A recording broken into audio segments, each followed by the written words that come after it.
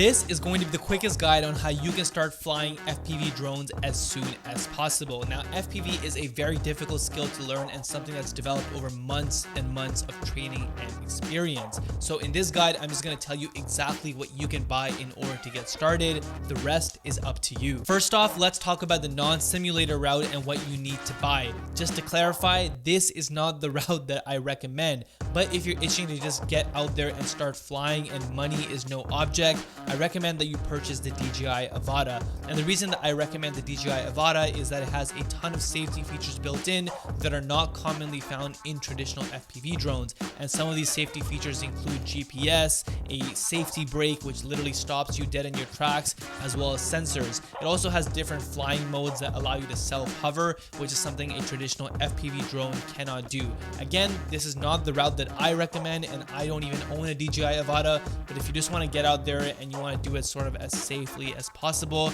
that's the drone I recommend. Now, if you want to do things the right way, I recommend that you purchase a FPV simulator for your computer. They're generally super cheap. They're like 20 bucks and they're essentially a video game.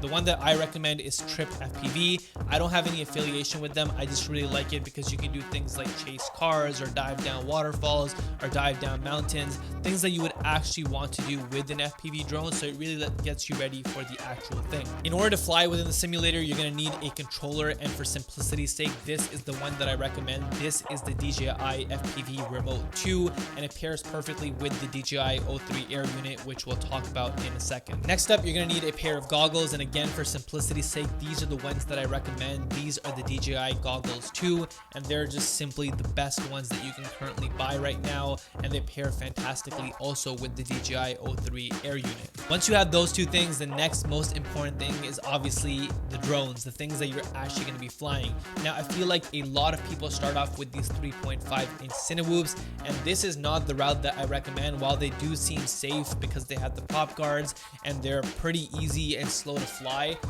you outgrow these really quickly, and they're also kind of useless in my opinion when any kind of wind picks up. Instead, what I recommend is that you buy a pre-built 5-inch drone. Now, the inch size basically just refers to the size of the prop or the size of the propeller over here, and that's what I mean by when I say a 5-inch drone. These kind of drones have a lot more flexibility in the types of footage that you can get, and you also want to get a dead cat frame. Now, a dead cat frame is essentially when the front two arms over here are a little bit straighter as opposed to the two at the bottom. So a traditional FPV drone will have more of an X frame. A dead cat frame basically flattens out the front two arms so they're not in your way when you're recording video, and this makes your video a lot more cinematic.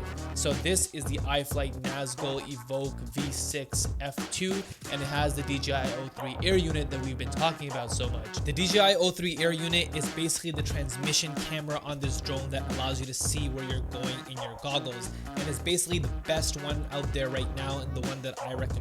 If you're just starting out, don't even worry about anything else. Just try and get the DJI O3 Air unit on your drone if you can afford it. Now, these drones typically come in two power outputs, so 4S or 6S. This is a 4S battery and this is a 6S battery. Now, the number essentially just refers to the number of cells in each battery. The more cells you have, the more power you have, the more battery life you have, but also the cost is higher. Most beginners tend to go towards 4S because the power is easier to manage and they're easier to fly, but I recommend that you just go with 6S straight off the bat because that essentially saves you a bunch of money later down the road. You won't have to replace all of your batteries and you won't have to upgrade or buy new drones to fit the 6S mold. So that's something that I wish I did when I was first starting. I started out with 4S, but I really think that most people should just bite the bullet and start off with 6S. Once you have the batteries, you're gonna need something to charge them. Something like this will do. And finally, you're gonna need something to record on. Now, the DJI O3 Air units do record natively, but I actually suggest that you go the GoPro route. I found that GoPros have just had the best recording quality when it comes to FPV for as long as I've been flying FPV drones, and that has stayed pretty consistent. And if you choose to go the GoPro route, you're also going to need to purchase something called RealSteady, which is an additional plugin within the GoPro player,